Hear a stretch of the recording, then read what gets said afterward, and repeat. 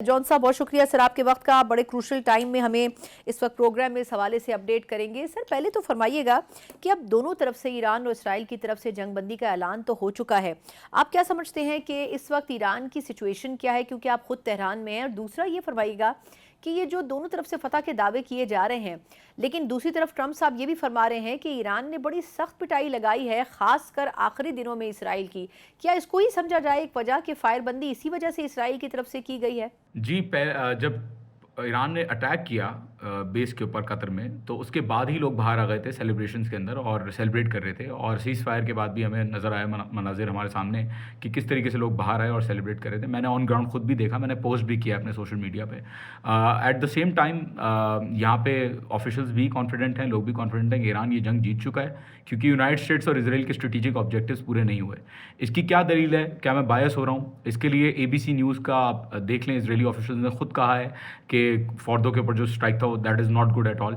And at the same time CENTCOM की भी assessment यही है कि सेंट्रीफ्यूजेस जो है मोस्टली इंटैक्ट हैं, और न्यूक्लियर कैपेबिलिटीज़ जो इनरिच स्टॉक पाइल है ईरान का, वो भी ईरान के पास ही है। And it is just been according to their estimations, it has been set back by 1 or 2 months।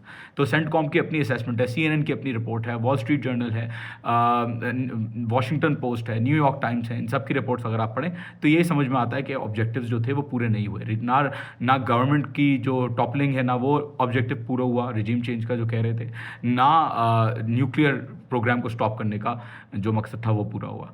दूसरा ये कि ईरान के हवाले से ट्रंप साहब का बयान भी चेंज होता हुआ नज़र आया है। वॉर मॉन्गरर से पीस मेकर की तरफ उनका रोल जो है वो शिफ्ट होना शुरू हो गया था।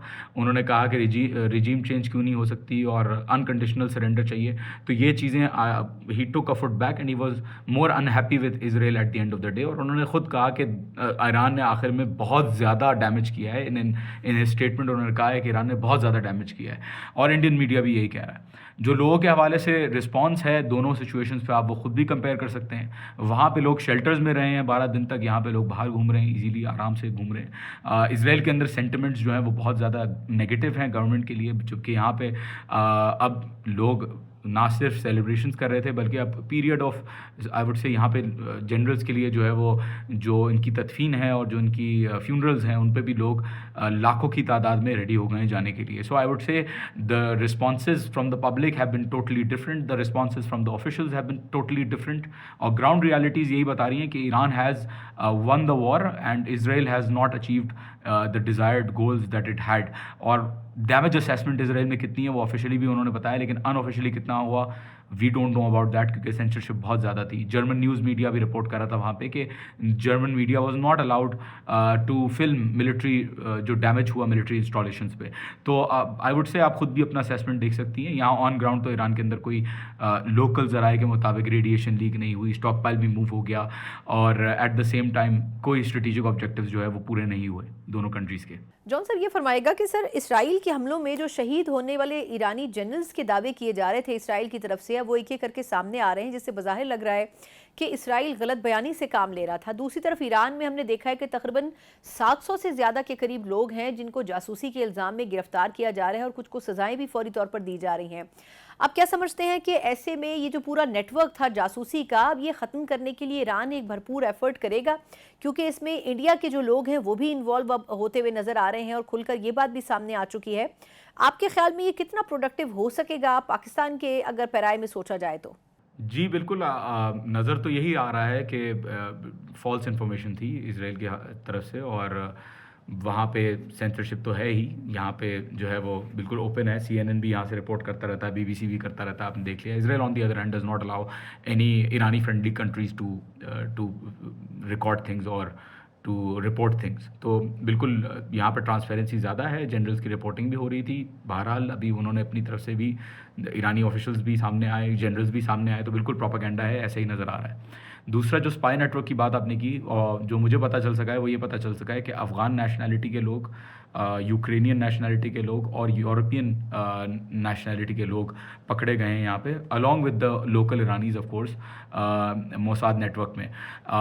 देखें, इंडियंस का आई डोंट नो कि क्या ऑफिशियली क्या बयान आया इंडियंस के ऊपर, but obviously these things can not happen without Indian interference, specially when we talk about Afghani nationals who have come here illegally. तो मुझे तो मेरा अपना पर्सनल राय ये है कि बिल्कुल इंडिया का कहीं ना कहीं हाथ हो सकता है इस पर, बिल्कुल सपोर्ट हो सकता है, क्योंकि इंडिया के पास एक्सेस है और इसराइल के पास डायरेक्ट एक्सेस नहीं है अफगानिस की तरफ। पाकिस्तान का जो रोल रहा है that is being viewed as overwhelmingly positive view रहा है ईरानियों का, both public and the officials as well. वो आपने खुद भी देख लिया है, मुख्तलिफ मकामात पे पार्लियामेंट में भी पाकिस्तान को थैंक किया गया।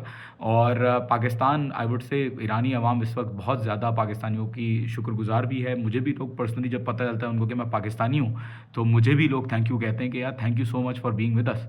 तो जो स्पिरिट है वो बिल्कुल दोनों कंट्रीज़ का जॉइंट है। एंड इंडिया का जहाँ तक बात आती है, भले जो भी कह सकते हैं कि पकड़ा गया है नहीं पकड़ा गया स्पाई नेटवर्क्स में इंडियंस को, एक बात तो क्लियर है कि आराश 1 और आराश 2 ड्रोन्स जो जा रहे थे यहाँ से ईरान की तरफ से आखिरी कुछ वेव्स में, तो उनको कोई एरो 3 या डेविड स्लिंग या आयरन डोम इंटरसेप्ट नहीं कर रहा था। उनको जो सिस्टम इंटरसेप्ट कर रहा था वो कर रहा था बाराक 8।